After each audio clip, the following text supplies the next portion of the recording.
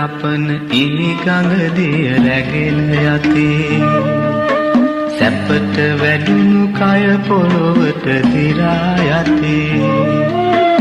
අපට නොවේ බඹුටත් මරු ළඟා වෙති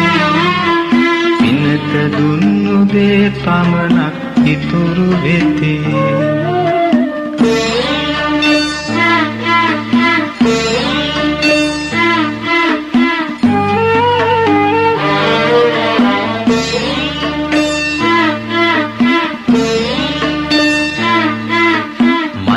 සුවඳ නැති පෙති හැනුනාම ගතේ රුසිරු